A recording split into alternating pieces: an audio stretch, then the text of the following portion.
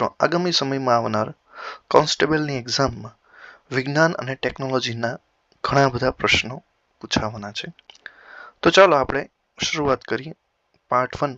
પ્રથમ ટોપિક એનો છે ખાદ્ય સામગ્રીના પ્રાપ્તિ સ્થાન અને આહારના ઘટકો. એના આધારિત પ્રશ્નોને આપણે જોઈએ. તો સૌપ્રથમ છે ગાજરના છોડનો કયો ભાગ ખાવા લાયક છે? તમે તમારા જવાબ કોમેન્ટ બોક્સમાં જરૂર ને જરૂર દેજો. તો તમે જોઈ શકો છો જવાબ છે મૂળ. મૂળ જે છે તે ખાવા લાયક છે. બીજો પ્રશ્ન છે ખીરની બનાવટમાં વપરાતા પ્રાણીજ પદાર્થનું નામ જણાવો. તો છે દૂધ, ખાંડ, ચોખા કે બદામ. તો જવાબ છે દૂધ. ત્રીજો પ્રશ્ન છે કાર્બોદિત યુક્ત ખોરાક પર આયોડિનના દ્રાવણના ટીપા નાખવામાં આવે તો કેવો રંગ બનશે? જવાબો જોઈએ તો લીલો, કાળો, ભૂરો, જાંબલી કે કથ્થાઈ. તો સાચો જવાબ જે છે તે કાળો ભૂરો બને છે. યાદ રાખજો, કાર્બોદિત યુક્ત પદાર્થ હોય અને આયોડિનનું ટીપું નાખીએ તો હંમેશા કાળો ભૂરો રંગ બને છે. ચોથું છે ખાદ્ય પદાર્થોમાં કાર્બોદિતની હાજરી તપાસવામાં શેનો ઉપયોગ થાય છે? પહેલું છે કોપર સલ્ફેટનું દ્રાવણ, બી છે આયોડિનનું દ્રાવણ, સી છે કોસ્ટિક સોડાનું દ્રાવણ કે ડી એક પણ નહીં. તો તમારો જવાબ જોઈએ આપણે શું છે. જવાબ છે આયોડિનનું દ્રાવણ. પાંચમું છે ખાદ્ય પદાર્થોમાં ચરબીની હાજરી તપાસવા શેનો ઉપયોગ થાય છે? એ છે કોસ્ટિક સોડાનું દ્રાવણ, બી છે કોપર સલ્ફેટનું દ્રાવણ, સી છે આયોડિનનું દ્રાવણ કે ડી છે એક પણ નહીં. તો જવાબ જોઈએ આપણે તો જવાબ છે ઉપરનામું એક પણ નહીં આવે. છઠ્ઠું છે વિટામિન સી નું રાસાયણિક નામ શું છે? એ છે એસ્કોર્બિક એસિડ, બી છે રેટિનોલ, ડી છે સી છે થાયોમિન અને ડી છે સાયક્લોકોબાલ એમાઇન. તો જવાબ આપણે જોઈએ તો જવાબ છે એસ્કોર્બિક એસિડ એટલે કે વિટામિન સી જેને કહેવાય છે. સાતમું છે નીચેનામાંથી કયો રોગ પ્રોટીનની ઉણપથી થાય છે? એ છે મરાસ્મસ, બી છે કોશિયોકોર, સી છે સ્કર્વી કે ડી છે એ અને બી. તો આપણે જવાબ જોઈએ તો એ છે ડી છે એ અને બી એટલે કે મરાસ્મસ અને કોશિયોકોર આ બંને પ્રોટીનની ઉણપથી થાય છે. આઠમું છે વાસી ખોરાકમાં કયું વિટામિન નાશ પામે છે? જો વાસી ખોરાક એક દિવસ પછીનો જે ખોરાક છે vitamin B1 thiamine, vitamin B3 niacin, vitamin B7 biotin કે વિટામિન B9 ફોલિક એસિડ. તો આપણો જવાબ છે વિટામિન B9 ફોલિક એસિડ જે છે બરાબર છે તે નાશ પામે છે. નવમું છે લોહીના શુદ્ધિકરણ માટે કયું વિટામિન આવશ્યક છે? એ છે વિટામિન એ, બી છે વિટામિન બી, સી છે વિટામિન સી અને ડી છે વિટામિન ડી. તો જવાબ છે વિટામિન સી લોહીના શુદ્ધિકરણ માટે આ વિટામિન ખૂબ જ આવશ્યક છે. આગળ જોઈએ શાળામાં દર બુધવારે કયા ઘટકની ઉણપ દૂર કરવા માટે ગોળીઓ આપવામાં આવે છે? શાળાના બાળકોને દર બુધવારે આપણે ગોળીઓ આપીએ છીએ. તો કયો ઘટકની ગોળી આપવામાં આવે છે? એ છે કેલ્શિયમ, બી છે ફોસ્ફરસ, સી છે આયોડિન અને ડી છે આર્યન. તો જવાબ છે આર્યન. 11મું છે શરીરમાં ચરબીના પાછામાં કયો ઉત્સેચક જવાબદાર છે? તો એ છે ટ્રિપ્સિન, બી છે પેપ્સિન, સી છે એમાઇલેસ કે ડી છે લાઇપેસ. તો જવાબ છે લાઇપેસ. અહીંયા શરીરના પાચન માટે છે, ચરબીના પાચન માટે જે ઉત્સેચક છે એનું નામ છે લાઇપેસ. બરાબર છે. પછીનું છે દૂધનો સફેદ રંગ કયા પ્રોટીનને આભારી છે ભાઈ? તો એ છે રેનિન, બી છે કેસિન, સી છે પેપ્સિન કે ડી છે મેલેનિન. તો જવાબ છે બી કેસિન. કેસિનના કારણે એનો સફેદ રંગ આભારી છે. એક પ્રકારનું દૂધની અંદર રહેલું પ્રોટીન છે. ખોરાક રાંધવાથી કયું વિટામિન સરળતાથી નષ્ટ થઈ જાય છે? Vitamin A, vitamin B, vitamin C કે એક પણ નહીં. તો જવાબ છે વિટામિન સી ખોરાક રાંધવાથી નષ્ટ થઈ જાય છે. પછીનું છે કયું વિટામિનનું સંશ્લેષણ શરીરમાં થાય છે? તો આપણે બધા જાણીએ છીએ વિટામિન ડી. જવાબ આમાં પહેલેથી આપી દીધેલો છે મેં વિટામિન ડી થી.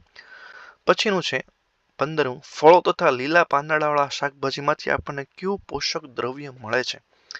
એ છે ખનિજ ક્ષાર, બી છે ચરબી, સી છે વિટામિન કે ડી છે એ અને સી?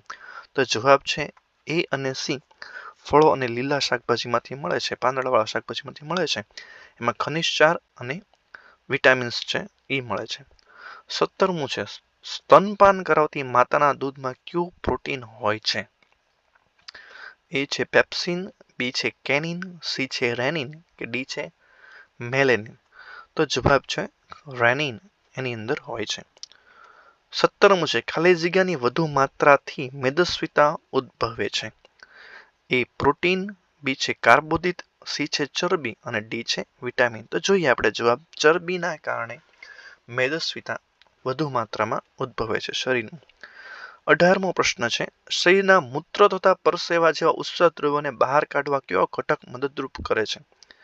એ છે પાચક રસ, બી છે પાણી, સી છે કાર્બોદિત અને ડી છે પ્રોટીન? તો જવાબ આવશે આપણો પાણી. પાણી જે છે એ મૂત્ર અને પરસેવા કાઢવામાં મદદરૂપ થાય છે. 19મું જોઈએ, એક વ્યક્તિને થયેલા રોગમાં ગરદનમાં આવેલી ગ્રંથિ ફૂલી ગઈ છે, તો તેને કયો રોગ થયો હોવો જોઈએ? એ છે સ્કર્વી, બી છે સુક્તાન, સી છે પાંડુ રોગ અને ડી છે ગોઈટર? તો જવાબ જોઈએ આપણે. તો ગોઈટર જે છે એ રોગ આયોડિનની કમીને કારણે થાય છે, અને એટલે જ તે સરકાર પ્રચાર કરે છે કે આયોડિન યુક્ત મીઠું વાપરવું, એને કારણે આ ગોઈટર રોગ થાય છે. 20મું છે, આપણા શરીરનો બંધારણીય ઘટક કયો છે? એ પ્રોટીન, બી છે ચરબી, સી છે કાર્બોદિત, ડી છે ખનિજ ક્ષાર?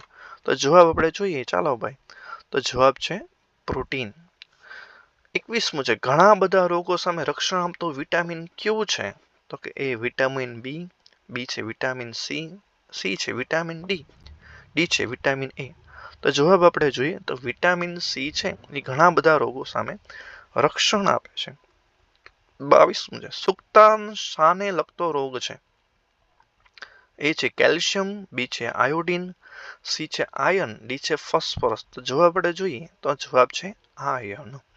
સુક્તાન એટલે કે આયર્નની કમીને કારણે સુક્તાન નામનો રોગ થાય છે શરીરમાં. 23મું છે, અપરિચિત ખોરાકને શરીરમાંથી બહાર કાઢવા કોણ મદદરૂપ કરે છે? એ છે વિટામિન, બી છે પાચક રેસા, સી છે પ્રોટીન અને ડી છે કાર્બોદિત? તો જવાબ આપણે જોઈએ. તો જવાબ છે પાચક રેસા. એ અપાચિત ખોરાક છે, એટલે કે શરીરમાં પચતો નથી, અપરિચિત જેને કહીએ છીએ એવા ખોરાકને પણ એ બહાર કાઢે છે. 24મું છે, કયા વિટામિનના ઉણપથી હાડકાં પોચા અને વાંકા થઈ જાય છે? તો કે vitamin A, vitamin B, vitamin C કે વિટામિન ડી? તો જવાબ આપણે જોઈએ. તો જવાબ છે વિટામિન ડી ને કારણે આપણા હાડકાં છે પોચા અને વાંકા થઈ જાય છે. 25મું છે, એનિમિયા શાના ઉણપથી થાય છે? તો કે એ આયર્નથી, બી આયોડિનથી, સી કેલ્શિયમથી કે ફોસ્ફરસથી? તો જવાબ આપણે જોઈએ. તો આયર્નની ઉણપથી એનિમિયા થાય છે. 26મું છે, વૃક્ષાંશ એ શું છે? એ વિટામિન છે, બી ખનિજ ક્ષાર છે, સી પાચક રસ છે કે ડી ક્ષાર છે? તો જવાબ આપણે જોઈએ. તો તે સાચામાં પાચક રસ છે, વૃક્ષાંશ. 27મું, ઘઉંના લોટ પર આયોડિનના દ્રાવણના 2 થી 3 ટીપા નાખતા તે કેવો રંગ બને છે? તો કે એ કાળો રંગ, બી કથ્થાઈ રંગ, સી લીલો રંગ કે ડી પીળો? તો જવાબ આવશે કાળો રંગ બને છે. 28મું છે, ઘઉં, ચોખા અને બાજરીમાંથી કયું પોષક દ્રવ્ય મળે છે? એ ચરબી, બી પ્રોટીન, સી કાર્બોદિત કે ડી વિટામિન? તો જવાબ આપણે જોઈએ. તો કે ત્રણેયમાંથી કાર્બોદિત આપણને મળે છે. 29મું છે, કયું પોષક દ્રવ્ય સ્ટાર્ચ અને શર્કરા સ્વરૂપે હોય છે? એ કાર્બોદિત, બી ચરબી, સી પ્રોટીન કે ડી વિટામિન? તો જવાબ આપણે જોઈએ. તો કે એ કાર્બોદિત જે છે આ સ્ટાર્ચ અને શર્કરામાં સ્વરૂપમાં જોવા મળે છે. 30મું છે, કોને સંપૂર્ણ આહાર કહે છે? મગ, ધાન્ય, દૂધ કે માંસ? બધાને આવડે. તો કે જવાબ છે દૂધ, જેને આપણે સંપૂર્ણ આહાર કહીએ છીએ. વિદ્યાર્થી મિત્રો, તમને જો અમારો વિડીયો ગમ્યો હોય તો ચેનલને લાઇક અને સબસ્ક્રાઇબ જરૂર કરજો, અને તમારા જે બીજા જ મિત્રો જે છે જે CCCની અને કોન્સ્ટેબલની એક્ઝામની તૈયારી કરે છે તેને પણ આ વિડીયો જરૂર ને જરૂર મોકલજો.